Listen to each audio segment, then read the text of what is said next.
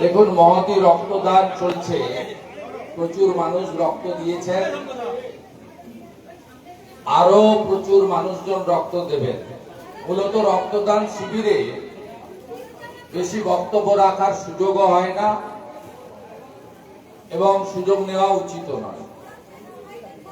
আমি সমবেত দেশপ্রেমিক, রাষ্ট্রবাদী আমাদের সমস্ত সহকর্মীদের আন্তরিক শুভেচ্ছা জানিয়ে আমাদের কার্গিল বিজয় দিবস যারা আত্মবলিদানের মধ্য দিয়ে এই বিজয় দিবসে আমাদের ভারত মাতার বিজয় ডঙ্কাকে সুনিশ্চিত করেছেন, আমি তাদের সবার বিদেহী আত্মার অমরত্ব প্রার্থনা করি। এবং আমি সকালে আসার সময় গাড়িতে দেখছিলাম একটি জাতীয় এজেন্সি, তারা আর্মিরা আজকে কার্গিলের দ্রাসে বিরাট ৭২ ফুট লম্বা একটি জাতীয় পতাকা উত্তোলন করেছেন। আজকে আমাদের এই দিবস সর্বত্র পালিত হচ্ছে, যারা সীমান্তে অতন্দ্র প্রহরীর মতো ১৪০ কোটি ভারতীয়কে রক্ষা করছেন। আমরা নিশ্চিন্তে রাত্রি যাপন করছি যাদের জন্য, তাদের প্রতি আমার কৃতজ্ঞতা, শ্রদ্ধা, স্যালুট থাকলো। আজকে আমরা কার্গিলে যারা শহীদ হয়েছিলেন তাদের মধ্যে দুটি পরিবারকে এখানে সম্বর্ধিত করতে পেরে নিজেদেরকে কৃতার্থ, গৌরবান্বিত, ধন্য বলে মনে করি যে তাদের আত্মবলিদানের মধ্য দিয়ে আমাদের এই বিজয় সূচিত হয়েছিল। যাকে আমি দেশ বলবো না, একটা আবর্জনা বলবো, পাকিস্তান মুখের মতো জবাব পেয়েছিল। এবং নিশ্চিতভাবে এই বিজয়ের প্রধান কাণ্ডারী ভারত রত্ন প্রয়াত অটল বিহারী বাজপেয়ী, তাকেও কৃতজ্ঞতা চিত্তে আজকের দিনে স্মরণ করব এবং শ্রদ্ধা জ্ঞাপন করব। আমাদের ভারতীয় জনতা পার্টি এক্স সার্ভিসমেন সেল তার তমলুক সাংগঠনিক জেলার কনভেনার এবং কো কনভেনার ভাই শ্যামল এবং ভাই বিদ্যুৎ, তারা শতাধিকেরও বেশি এক্স সার্ভিসম্যান তাদের সাথে নিয়ে এই ছোট্ট অথচ মহতি অনুষ্ঠান করছেন। তার জন্য তাদের টিমকে আমার অন্তর থেকে রাষ্ট্রবাদী অভিনন্দন। যারা রক্ত নিতে এসেছেন স্বাস্থ্যকর্মীদের অভিনন্দন, প্রেস মিডিয়ার বন্ধুদের অভিনন্দন।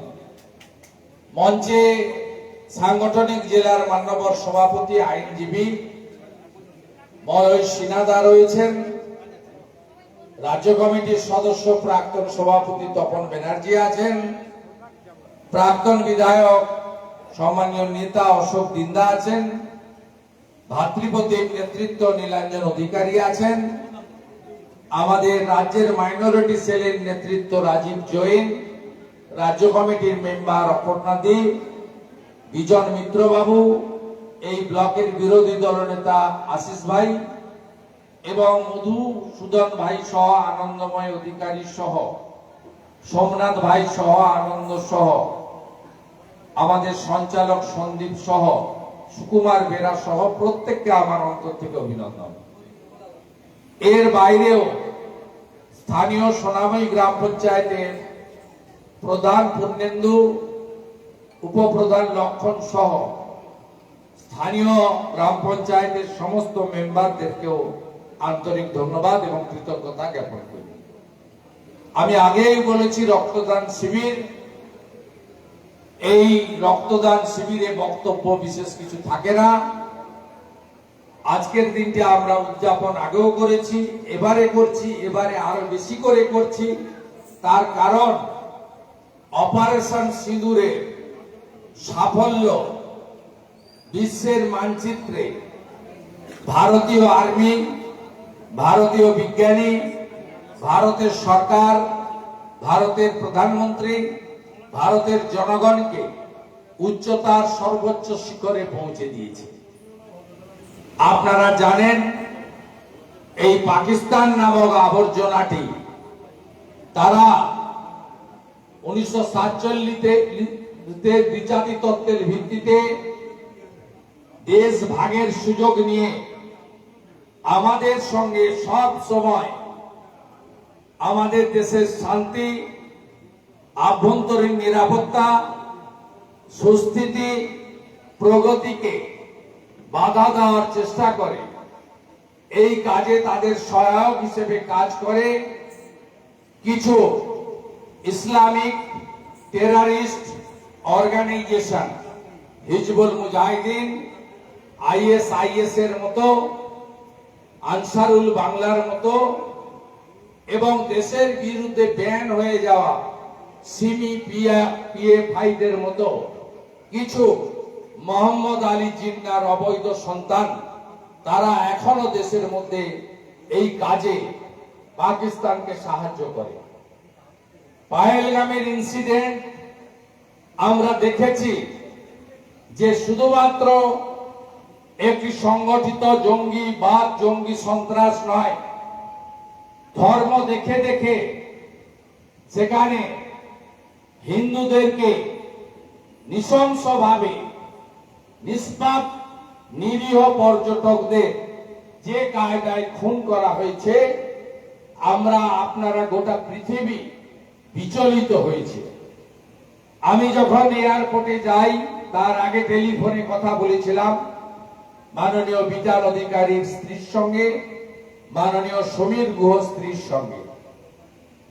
আমি যখন এয়ারপোর্টে যাই তখন বিচার অধিকারীর স্ত্রী প্রকাশ্যে বলেছেন, যা ক্যামেরায় এসেছে আপনারা দেখেছেন, যে বস্ত্র সরিয়ে তিনি হিন্দু কিনা চিহ্নিত করে তাকে কলমা পড়তে বলা হয়েছিল। তিনি যেহেতু সনাতন ধর্মে বিশ্বাস করেন, স্বাভাবিকভাবে তিনি কলমা জানেন না, তাকে খুন করা হয় তার ছোট্ট শিশুর সামনে, 2.5 বছরের বাচ্চার সামনে। যখন তার স্ত্রী বলে, আর রাখলে কি আমাদের দুজনকে মেরে দাও, তখন ওই পাকিস্তান আশ্রিত জঙ্গিরা বলে, তোমাদের বাঁচিয়ে রাখলাম এই জন্য তোমাদের বাবা মোদীকে গিয়ে বলো।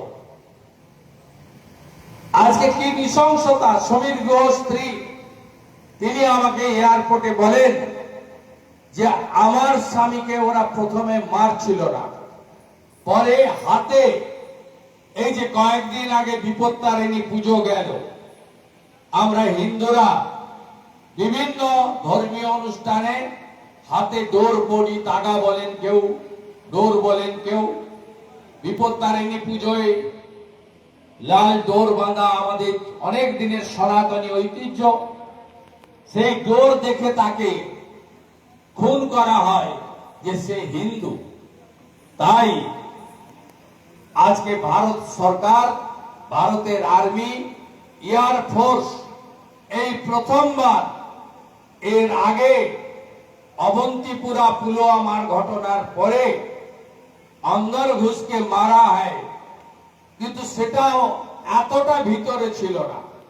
এই প্রথম অপারেশন সিঁদুরে আমাদের বীর জওয়ানরা তারা 100 কিলোমিটার ভিতরে ঢুকে মাসুদ আজহারের বংশকে নির্বংশ করে দিয়েছে।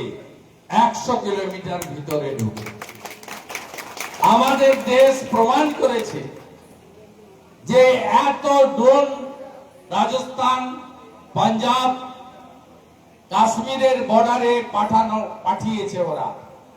একটা ড্রোন কেউ মাটিতে আছাড় দিতে দেয়নি। ভারতের যারা সামরিক বিজ্ঞানীরা আছেন তাদের তৈরি করা, আপনারা দেখেছেন ব্রহ্মস মিসাইল কিভাবে ব্রহ্মস কাজ করেছে। আজকে ভারত যশস্বী প্রধানমন্ত্রী, বিশ্ব নেতা নরেন্দ্র মোদীজির নেতৃত্বে এগিয়ে যাচ্ছে। এই জায়গা স্বাধীনতা আন্দোলনের জায়গা। আমরা মেদিনীপুরের লোক, 47-এর স্বাধীনতা পাইনি, আমরা 42-এ স্বাধীনতা পেয়েছিলাম।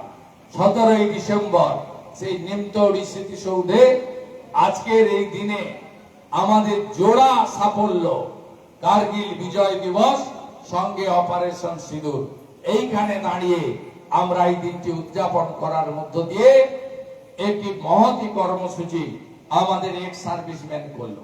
এবারেও অপারেশন সিঁদুরে আমাদের এই জেলার আর্মি এবং প্যারামিলিটারিরা দারুণ কাজ করেছে।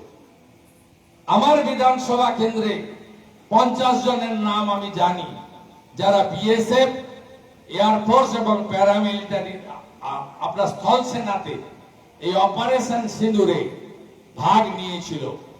এই জেলা সবসময় এখনো দেশের প্রশ্নে, ভারতীয়ত্বের প্রশ্নে, রাষ্ট্রবাদ দেশপ্রেমের প্রশ্নে কখনো সমঝোতা করে না। আমি যে এলাকায় যাই সেই এলাকাতেই আমাকে বহু ছেলে, তার বাবা মা, গার্ডিয়ানরা বলে যে আমার ছেলেটা এবারে অগ্নিবীরে গেছে। শুনলে খুশি হবেন, গত 1 বছরে পূর্ব মেদিনীপুর জেলা থেকে 1000 যুবক যুবতী অগ্নিবীরে সাফল্যের সঙ্গে অংশগ্রহণ করেছে।